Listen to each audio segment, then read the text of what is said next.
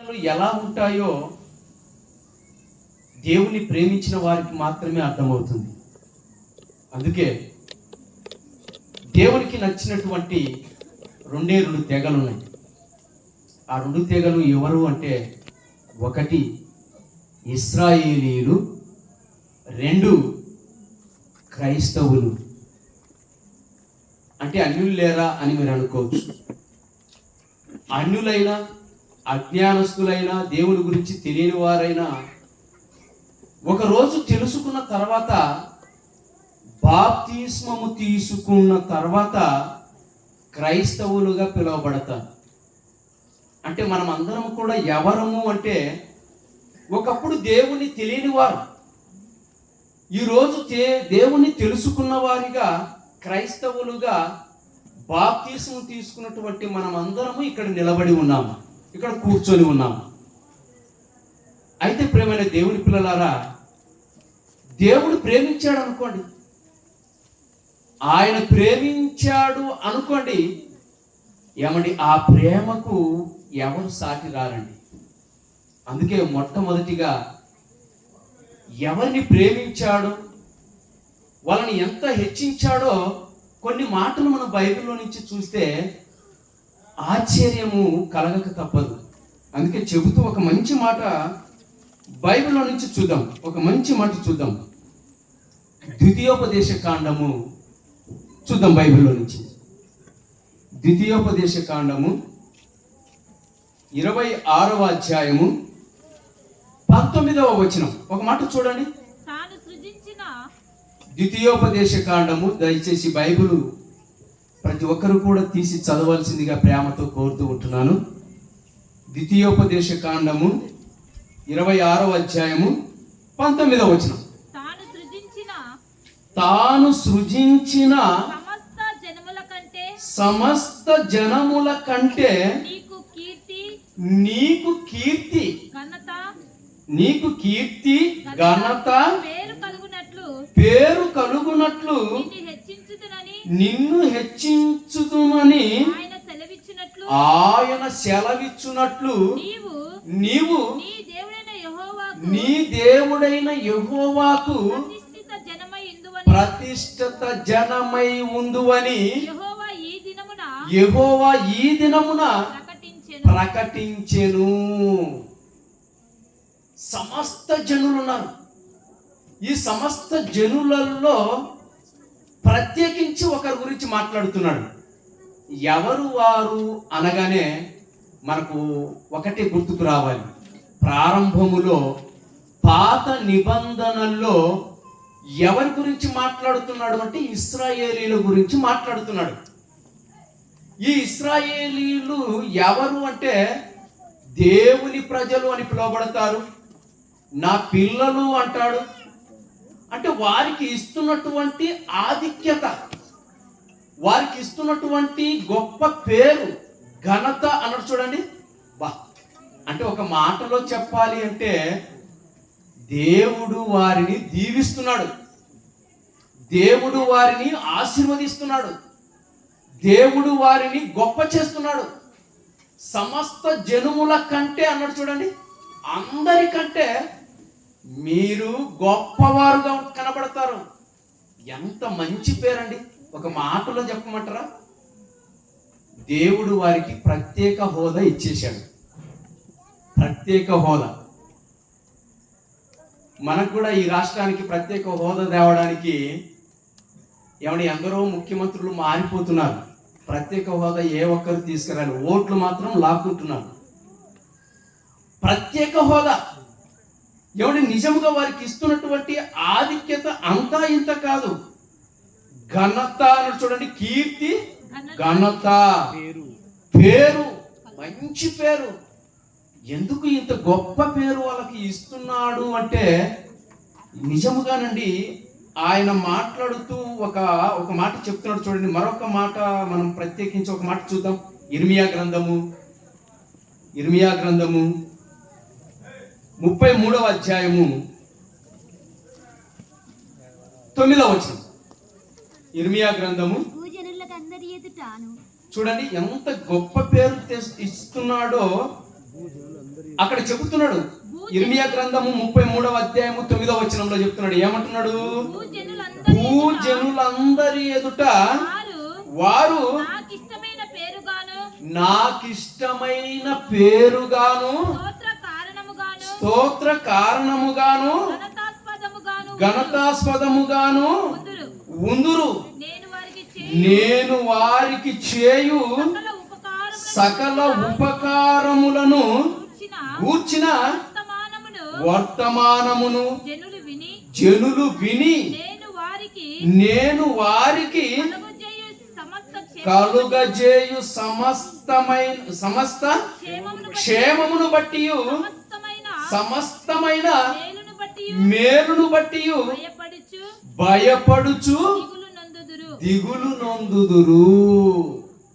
ఈ మాట వారికి ఎంత ఆధిక్యత ఇస్తున్నాడు అంటే, దేవుని ప్రజలు ఇశ్రాయేలీయులు పేరు వినగానే మిగతా ప్రజలకు, మిగతా జనాంగానికి భయము, దిగులు. వారిని టచ్ చేయాలంటే చాలా భయం. ఎందుకు? దేవుడు వారిని ఆశీర్వదించాడు, దేవుడు వారిని దీవించాడు. దీవించిన వారిని ఎవరైనా టచ్ చేస్తే ఏమైపోతారు చెప్పండి? ఏమండి, వారి పక్షాన దేవుడు ఉన్నాడు, యెహోవా దేవుడు ఉన్నాడు. వారి ముందు ఎవరిని గుర్తు చేసుకుంటారో తెలుసా?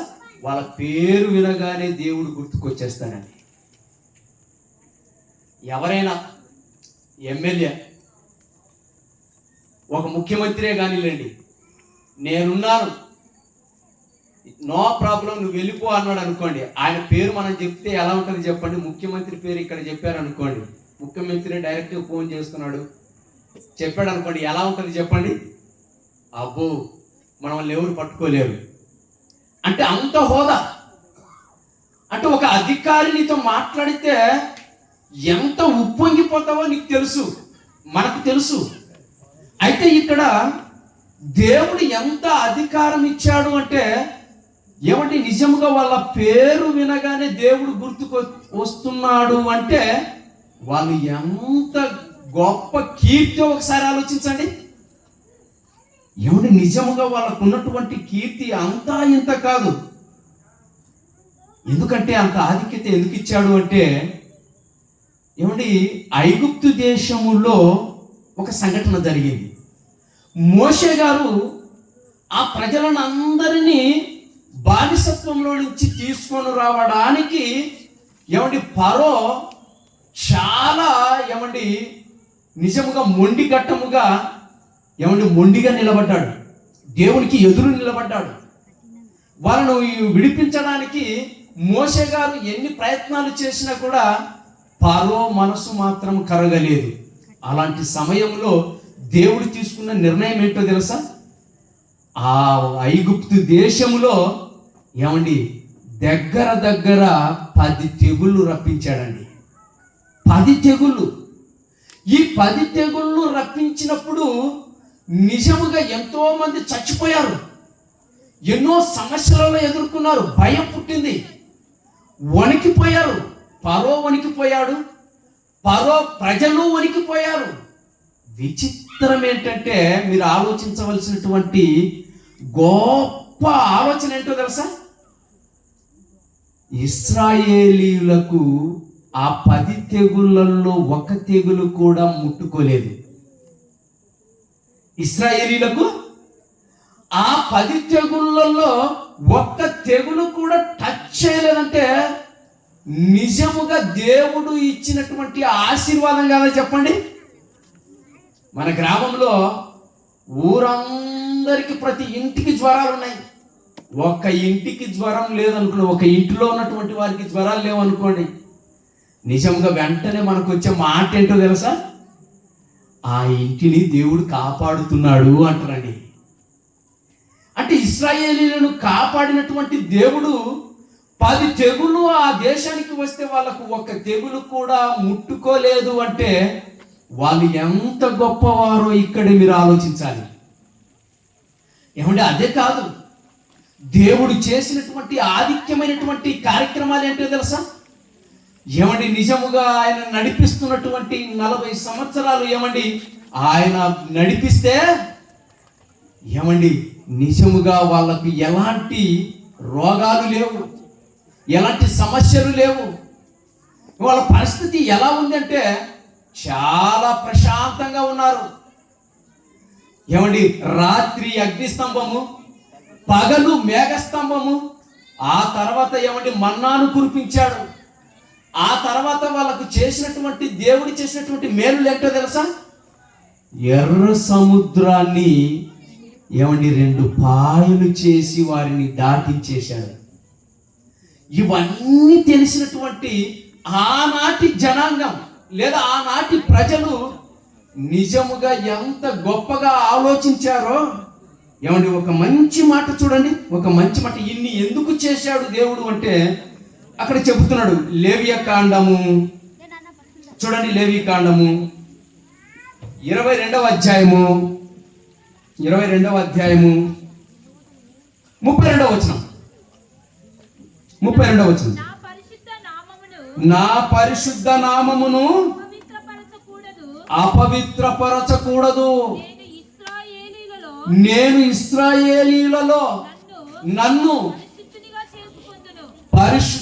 పరిశుద్ధునిగా చేసుకొందును. నేను మిమ్మును పరిశుద్ధపరచు యెహోవాను. నేను మీకు దేవుడనై ఉండునట్లు ఐగుప్తు దేశములో నుండి మిమ్మును రప్పించిన యెహోవానని చెప్పుము. దేవుడిస్తున్నటువంటి హోదా, దేవుడిస్తున్నటువంటి ఏమండి ఆధిక్యత, ఆశీర్వాదం అండి. నేను దేవుని పక్షాన ఉన్నాను అని మీరు ధైర్యంగా చెప్పండి. ఏమండి ఈ పేరు వినగానే, యెహోవా పేరు వినగానే, అలాగే ఆయన ప్రజలు ఇశ్రాయేలు పేరు వినగానే ఎవరైనా టచ్ చేయాలంటే భయం అండి.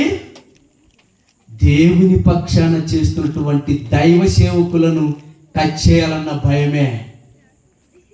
దేవుని వాక్యాన్ని, దేవుని మాటలను ఈ రోజు జరిగించకూడదని ఏమండి అనేక ప్రాంతాలలో ఏమండి ఎందరో దేవుని వాక్యానికి వ్యతిరేకంగా మారిపోతున్నారంటే దేవుని భయం ఏంటో తెలియదు వాళ్ళకు. దేవుని ఆలోచన అది. దేవుని కోసం నువ్వు నిలబడ్డావో అది ఎంతటి పనైనా సరే అది ఆయన జరిగించుకుంటాడు. ఏమండి ఏం చెప్తున్నాడని, నేను మిమ్మును పరిశుద్ధపరచు యెహోవాను, నేను మీకు దేవుడనై ఉండునట్లు